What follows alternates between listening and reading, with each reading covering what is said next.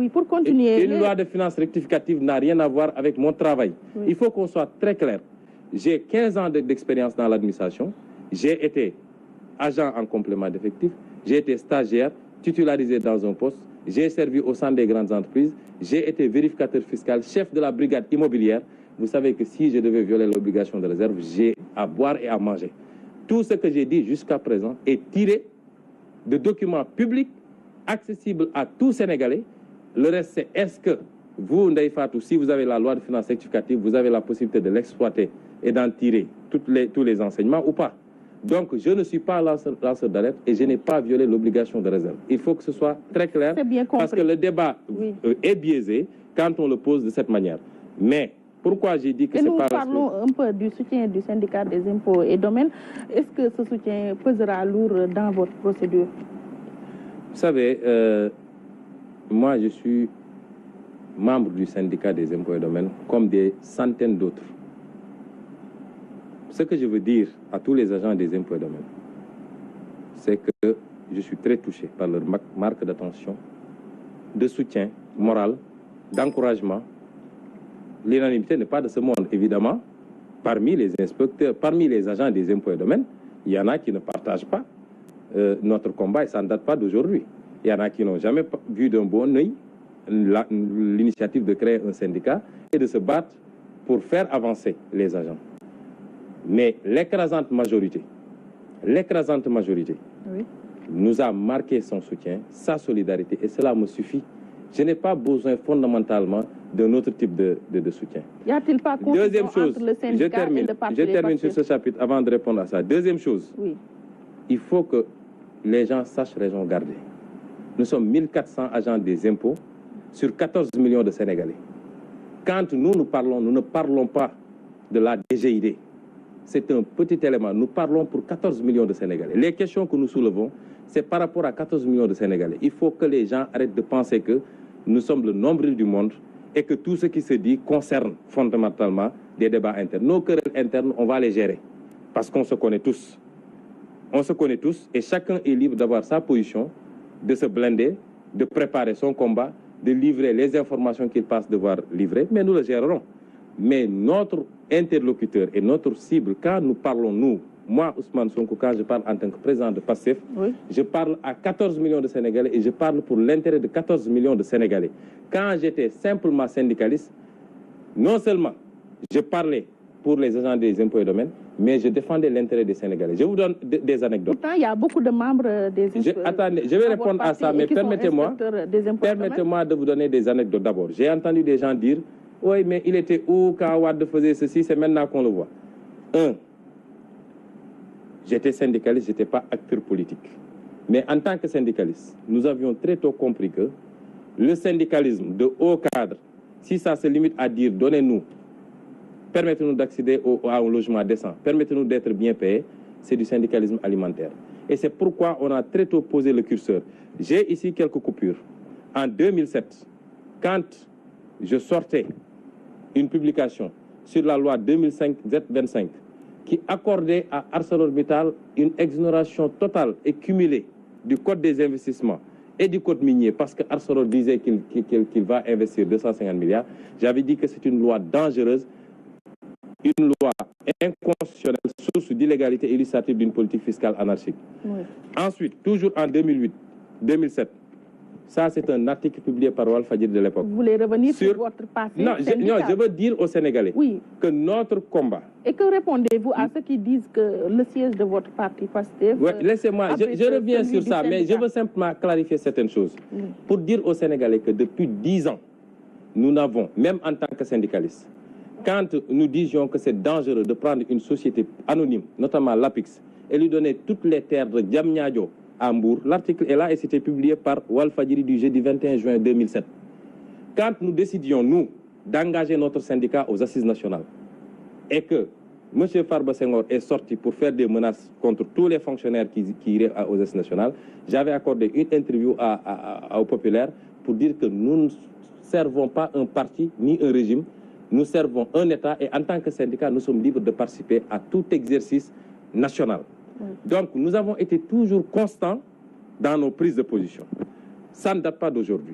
Maintenant, Si on considère, parce qu'au sein de l'administration fiscale, les gens ont voulu faire des amalgames. Le syndicat, sa vocation première, c'est de défendre les intérêts matériels et moraux de ses membres. Oui. Si moi, agent des impôts et domaines, je fais l'objet d'une procédure disciplinaire, la seule question à laquelle il faut répondre, c'est est-ce que cette procédure disciplinaire est fondée ou pas? Est-ce que c'est lié à mon travail ou est-ce que c'est un déplacement du débat politique? Si la réponse est oui, c'est-à-dire si la procédure disciplinaire est fondée, le syndicat n'a pas à prendre position dans ce cas-là. Si ce n'est pas le cas, le syndicat doit pouvoir prendre position comme ça doit être le cas pour n'importe quel agent. Moi, j'ai été à la tête de ce syndicat. J'ai défendu des agents, y compris des agents qui étaient de l'APR et qui ont été victimes d'ostracisme, que j'ai défendu dans la maison. J'ai défendu des agents jusque devant le procureur de la République. Pourquoi ne le ferait-on pas? Parce que simplement c'est Ousmane Sonko, président d'un parti politique et membre du syndicat. C'est là où c'est pas logique. Maintenant, après... Y a-t-il des membres du syndicat qui militent dans PASTEF? Mais il y a des membres du syndicat qui militent dans PASTEF, comme il y a des membres du syndicat qui militent dans le Réumi ou dans l'APR ou je ne sais quoi. Le syndicat, c'est l'ensemble des gens des impôts qui se retrouvent dans le syndicat qui ont acheté leur carte de membre. Donc, chacun, après, a sa liberté d'opinion pour aller militer où il veut. Oui. Qu'il y ait maintenant, après, des membres... Attendez, depuis quand est-ce que dans ce pays-là, ça pose problème?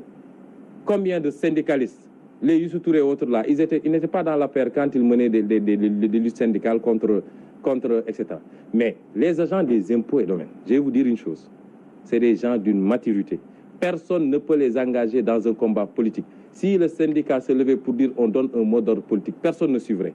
Mais quand il s'agit d'un agent de la maison qui fait l'objet d'une cabale, le syndicat est libre. Si le syndicat considère que c'est le cas, il est libre de dire nous prenons fait et cause pour cet agent. Oui, qu'il soit de la paire. Pour qui vous vous fatiguez, est-ce qu'il vous soutient dans ces moments? Mais évidemment, je vous dis, aujourd'hui j'ai un problème pour gérer les marques d'affection et de sympathie venant de tous les segments du peuple, d'ici comme de la diaspora. Je suis obligé quelquefois de fermer mon téléphone pendant 48 heures. Je ne peux plus marcher dans la rue sans être interpellé par des Sénégalais qui nous félicitent, qui nous encouragent, des guides religieux de tous bords. Et c'est ça la motivation essentielle. Non pas par rapport à la procédure elle-même, mais par rapport au combat que nous menons, le combat politique, de restaurer l'État, de restituer l'État au peuple, de remettre l'État et les intérêts du peuple au centre des préoccupations de l'État. Et quand on nous manifeste un soutien, ce n'est pas Ousmane Sonko, inspecteur des impôts, ça n'intéresse personne. Mais c'est Ousmane Sonko, leader d'un parti, qui pose un débat de fond, qui touche les vrais problèmes du pays. Oui. Et c'est ça qui intéresse aujourd'hui les Sénégalais.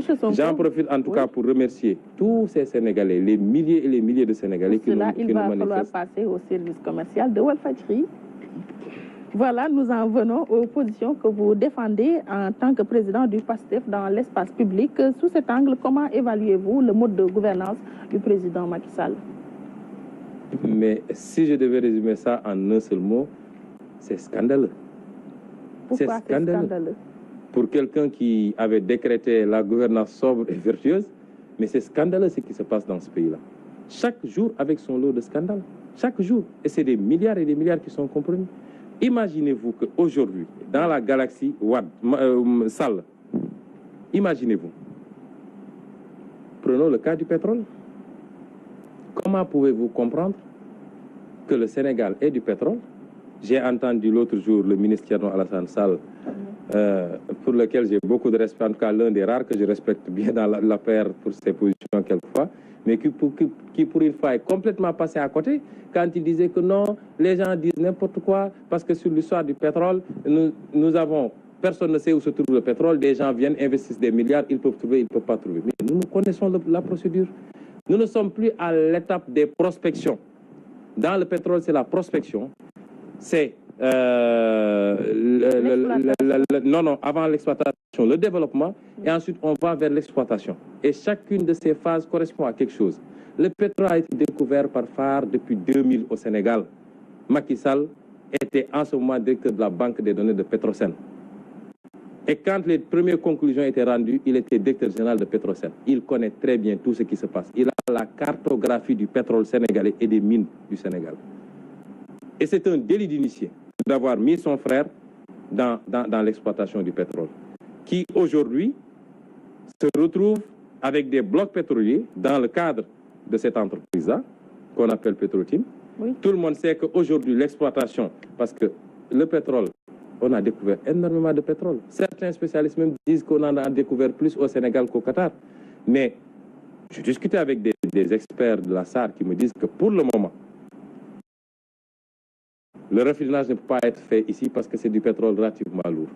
Les gens savent que l'exploitation peut prendre du temps. 2 pipelines ont été construits. L'un pour alimenter le Sénégal sur nos 10 petits pourcents qui nous restent. Et l'autre, c'est pour alimenter directement les tankers qui viennent prendre et partir directement. Mais dans ces conditions-là, on donne à des gens qui n'ont ni les références, vous me direz jamais quelle est la référence de Alioune Sall en matière de pétrole, qui se retrouvent avec des concessions pétrolières et qui vont les revendre sur le marché international. Ils se retrouvent avec des milliards sans avoir investi quoi que ce soit. Et le pire, c'est que les conséquences fiscales qu'on devait en tirer, on ne les tire même pas. Mais ça, c'est scandaleux. Ils sont au cœur du pétrole. Le frère a même créé une autre entreprise qui s'appelle Sahel Aviation, dont la société mère est domiciliée à l'État de Delaware, qui est un paradis fiscal. Oui. Nous rappelons que Petrotim était domicilié aux îles Caïmans. Tous ces montages-là sur le dos du peuple sénégalais. Et si vous le dénoncez, vous faites l'objet d'une procédure disciplinaire. Donc vous faites référence à l'accaparement de nos capitaux. Mais c'est un accaparement familial de nos ressources. C'est-à-dire ils se sont partagés le pays. Madame, c'est tout ce qui est hydraulique, assainissement avec sa famille, jusqu'à AHS. Nous y reviendrons dans une prochaine conférence de presse. Et monsieur et ses frères, c'est le pétrole. Mais pourquoi nous, on accepterait de regarder ça sans le dénoncer? C'est un crime de le dénoncer. Si on dit si on diffame, ils n'ont qu'à porter plainte. Vous n'avez jamais entendu jusqu'à présent Alioune Sall nous répondre sur ces questions depuis qu'on a commencé à en parler. J'ai témoigné sur ça au niveau de l'OFNAC. Et vous m'aviez dit tantôt quelle est l'origine du courroux. Voilà un des éléments. C'est ça qui a valu à Nafi Ngom Keïta son limogeage. C'est ça qui vaut à Ousmane Sonko une procédure disciplinaire et avec d'autres questions. Le fait qu'on ait découvert, oui, le deal familial, ça ne passe pas. Et on a un président qui pique des colères et qui appelle des ministres pour le dire je ne veux plus qu'il soit ministre. C'est comme ça que ça se passe. Je ne veux plus qu'il soit fonctionnaire. Débrouillez-vous. Et après, les pauvres, Viviane Bampassi, qui est quand même ma promotionnaire à l'ENA, on se connaît très bien. Je sais que ce n'est pas de gaieté de cœur. Le directeur de la fonction publique qui a signé l'affaire, je le connais très bien. Je sais l'estime qu'il me porte. Et je sais qu'ils ont été contraints à faire. Mais si j'avais violé une quelconque règle dans le cadre de ma profession, je vous dis que ça serait parti de mon directeur immédiat, oui, qui peut faire un rapport circonstancié sur l'exercice de ma profession et qui ne vous dira jamais qu'il n'est pas satisfait de moi. Si on comprend bien, on a affaire à une dynastie dans la gestion du pouvoir. Oui, mais c'est une tentative. Le président Macky Sall se trompe s'il pense qu'il peut. Il se trompe de peuple, il se trompe d'époque. S'il pense qu'il peut faire main basse sur ce pays et